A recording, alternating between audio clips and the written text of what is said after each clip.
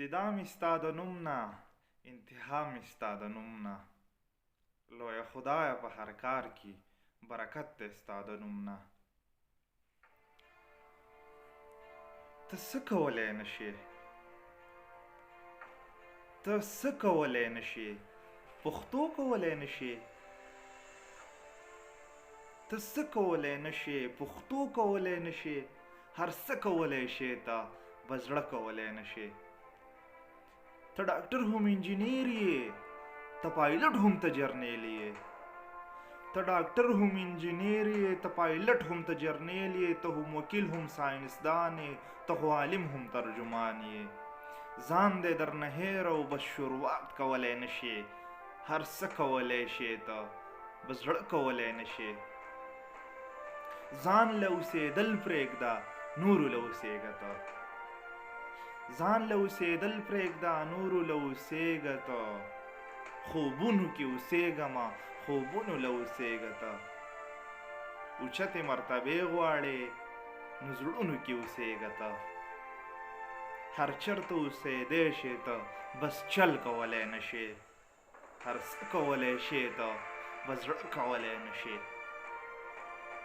ځان ته یو ټارګېټ کېږده په ژوند کې دې مزه کېږده، ځان ته یو ټارګېټ کېږده په ژوند کې دې مزه کېږده. د خلکو چېرته مه اوره، ګټه دې په زړه کېږده.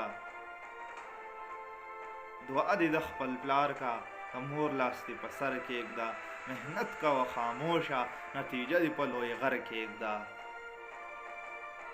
او ناصحه بې وجه نه نوسېږې ته، ناصحه بې وجه نه نوسېږې ته، اوسېدلو دې وجه کېږده.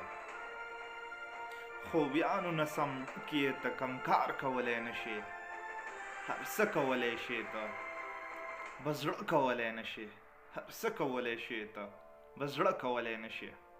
السلام علیکم. زمونږ د نننۍ ویډیو ټاپک چې کوم دی هغه کانفیډنس دی.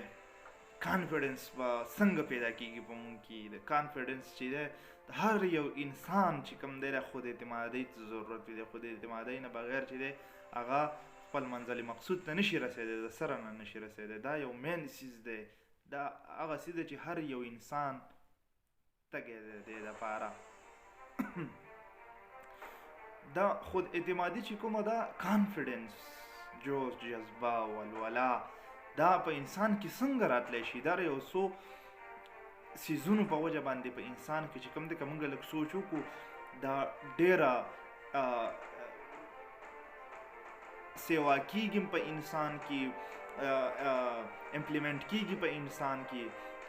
او دا چې کوم دا د دې د وجې نه بیا انسان خپل ګولز، خپل ټارګېټس چې کوم دي ایزیلي هغې طرف ته توجه کولی شي او د هغې طرف ته تلی شي. په هغې کې چې یو کم دی انسان چې کله خپلې خوبیانې وپېژني چې په ما کې کمې کمې خوبیانې، د دې به کانفیډنس لیول چې کوم دی هغه های کېږي، رو په رو پورته روانېږي. کله چې انسان خپلې خوبۍ ونه پېژني هغه انسان تباه کېږي. لکه یو انسان ته اوس چې دی هغه ته کرکټ ورته یاد دی او هغه ځي فوټبال کوي، نو د دې کیریر به خرابېږي که نه خرابېږي. یو انسان چې کوم دی هغه ډاکټر چې کوم دی هغې د خوبیانې پکې سیوا وي، لکه هغه ډاکټرۍ طرف ته تلی شي او هغه بل فیلډ چوز کړي، انجینرۍ طرف ته، پایلټۍ طرف ته لاړ شي، د هغه کیریر بیا هم خرابېږي. داسې که یو انسان چې دی هغه نور څه صلاحیتونه پکې دي خو هغه خپل صلاحیت ونه پېژني، بل طرف ته لاړ شي، دا انسان چې دی دا په دې په وجه باندې ناکامه کېږي او تباه کېږي. نو یو خبره څه شوه چې انسان کله خپله خوبي وپېژني د دې په وجه باندې هغه کې کانفیډنس پیدا کېږي. دویمه وجه چې کوم د انسان هغه د بل څوک چې دی هغه فالو کوي، ځان ته یو ګایډنس کېږي او هغه فالو کوي، خپل منټور، خپل رول ماډل یو انسان جوړ کړي او هغه فالو کوي، نو په دې کې به جوش، جذبه، کانفیډنس دا به د هغه سیوا کېږي. بل چې کوم دی په انسان کې هغه دی چې کله بل یو انسان ته له شاباسۍ درکړي. لکه زه اوس یو کار کوم، دروغ وایم یا رښتیا وایم او ما ته رښتیا بالفرض که زه وایم او ما ته یو کس چې دی هغه ما ته شاباسۍ راکړي، په دغه باندې چې افرین او شاباش زما په ایماندارۍ باندې.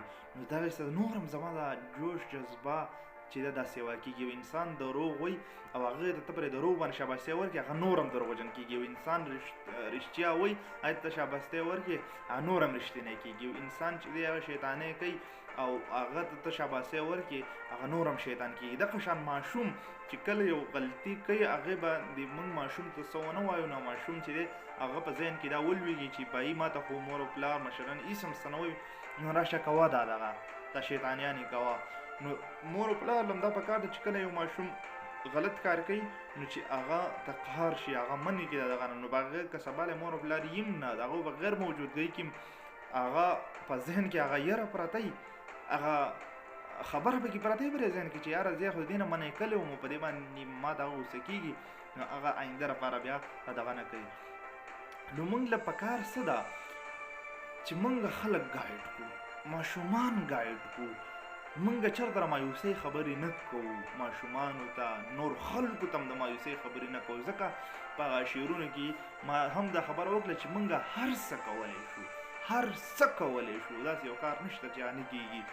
خو دا ده چې د هغې لپاره بار بار محنت، خود اعتمادي، په خپل ځان باندې یقین، په خپل رب باندې یقین، دا څیزونه د هغې لپاره لازم دي، ضروري مست دي د دې لپاره. کله چې یو انسان په خپل ځان باندې یقین نه وي، هغه به څنګه یو کار وکړي، خپل ګول به څنګه هغه اچیو کړي.